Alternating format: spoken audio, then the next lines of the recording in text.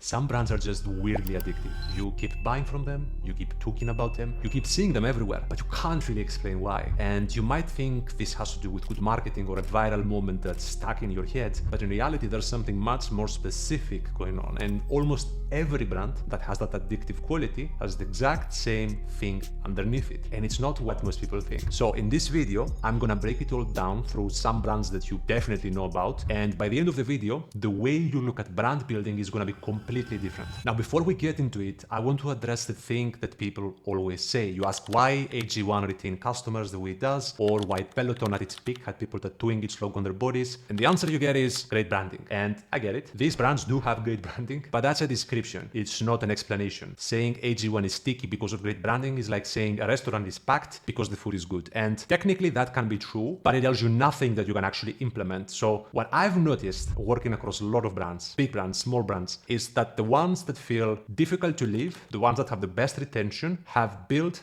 the same three things. I call them layers because they stuck with each other. And each one makes the brand harder to walk away from. When all three are running at the same time, that's when you get brands that people describe as addictive. And most brands have one layer, and all of the really sticky ones have all three. So let's start with this first layer, the ritual. AG1 does 600 million a year in revenue. That's one product. It's almost all of it is one product. And when people try to explain that, they point at the podcast ads, they point at Huberman, Ferris, Joe Rogan endorsing the brand. The brand is everywhere, right? And obviously this helps get people through the door. But that's not why people stay. The reason they stay is something most people completely miss. Everything AG1 does after you subscribe is built around one goal, which is not getting you to buy more products. It's not just building a community, even though they do have this too. The one thing that they most focus on is making their product rather part of your morning, not your supplement routine, but your morning. The same mental category as something like,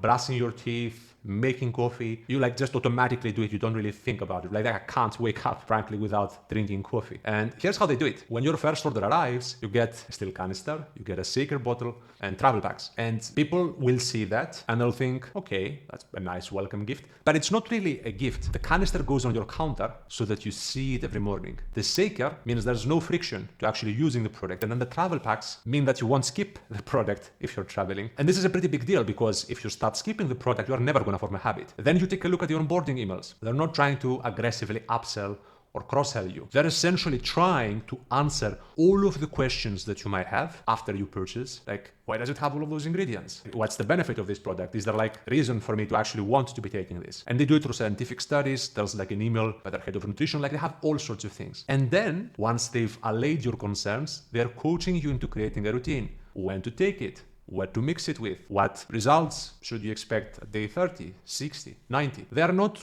marketing to you in the traditional sense, which would be, here's another product to add to your order, get 10% off when you purchase next. No, they're zoned in on clearing all of the blockers around you building a habit, and they do everything they can to encourage that habit. The product itself, by the way, does this. It's super easy. It's one scoop every morning. It replaces a whole set of supplements, which means that the alternative to AG1 is sourcing, buying, managing, remembering to take all of those different pills and powders on your own, which means what? That if you cancel, are you really saving money? Are you really making your life better, or are you just complicating things again? And that's something that many brands get completely backwards. They try to reduce churn by working on reactivating canceled subscribers through winbacks, or they try to have a strong cancellation flow. Both of those things are important, but in a way they're fighting the symptom. What AG1 does is that they make the product part of your daily life, right?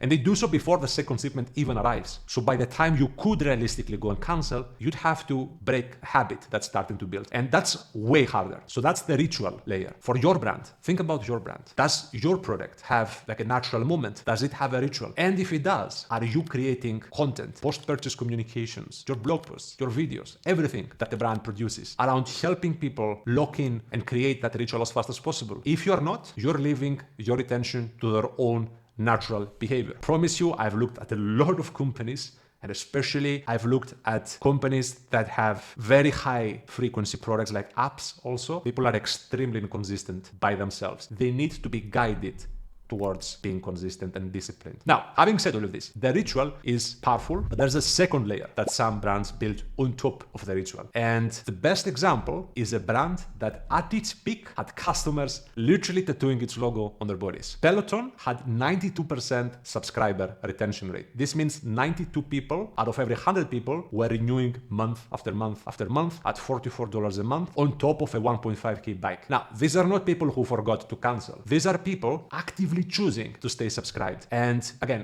ask people why. They'll say, well, Peloton had a great community, which it did. But again, that's a description. It's not something that you can implement. The actual mechanism that you can implement, it's much more specific, because Peloton built 3 things that turned the brand into part of your identity. The instructors, Robin Arzon, Cody Rixby, Alex Touzon, these weren't people that you just like watched in a video doing like workouts. No, they were people you had a relationship with. You followed them. You knew their stories, right? Like missing their class felt like you were skipping a workout with your trainer. It felt like bailing on someone you actually liked. The second thing was the leaderboard. Every ride gives you an output score. You tracked your numbers, you competed against other riders, and all of that, your history, your progress, your personal records lived inside Peloton's ecosystem. You owned the results, but they held the data. And then the third piece is the language.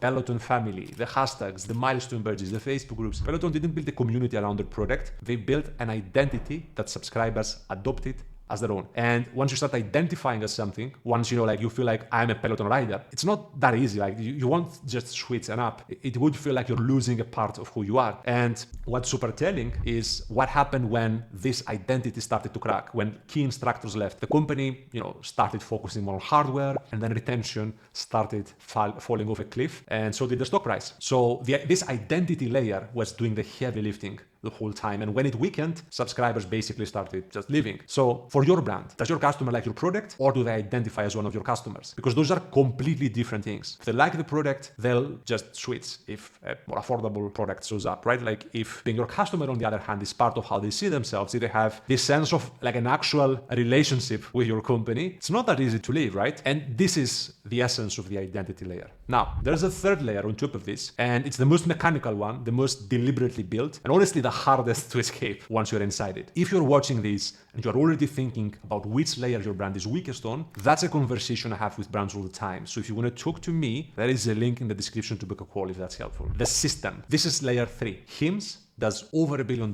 a year in revenue, growing at 77% year over year. And here's the thing, unlike AG1 or Peloton, the product isn't something anyone would call exciting, right? Like nobody wakes up pumped about hair loss medication, but HIMSS has one of the stickiest subscription models in D2C. Not because of the product necessarily, but because of the system built around it. So when you sign up for HIMSS, you don't add something to a cart. You go through a medical consultation. You answer questions about your health history. You get ultimately a personalized treatment plan. So by the time you've already subscribed, you've put a good 20 minutes. You've shared private medical information. Now, think about what counseling means. It doesn't mean that you stop a subscription. It means that you need to find a new provider. You need to do another consultation. You need to hand over your medical history all over again. And then on top of this, you need to do what? You need to hope that the new plan works as well as the one you're already on. There's a very high switch cost here. And it's not just about the money, it's the structural cost. And it's the hardest kind of cost to pay as a consumer, because it's about more effort, it's about uncertainty, it's about this sense of starting from scratch and hoping for the best. And look at what happens when you actually try to cancel. HIMSS doesn't throw up a generic, "Are you leaving?" screen. No, they ask for your specific reason, and then they respond to that specific objection. So like if it's a price issue, you get a price breakdown. If the product doesn't work, they show you what is a realistic timeline and what you should expect. And they have two-way SMS conversation, not just a blast. So they also offer you a skip option. So like if you're thinking of canceling, maybe you should skip if you have unnecessary product. So this is really important. And frankly, even to this day, a lot of subscriptions don't do this. You will save a lot of customers just by allowing them to skip instead of canceling. But the principle underneath all of this is progressive commitment. Every interaction basically increases your investment. The longer you're a customer, the more your data, your history, your treatment becomes something that would cause you to stay with the brand as opposed to walking away. And HIMSS does this through medical records. Other brands will do it through years of purchase history, through personalized recommendations, through the loyalty points that you may have collected over time. The mechanism can change, but the principle is the same. You want to make the cost of leaving a brand emotionally and functionally with savings go up over time. The more they stay, the harder it needs to be to leave. The more they lose if they leave, ultimately. And this is the third system layer. So the three layers are ritual, identity, and system.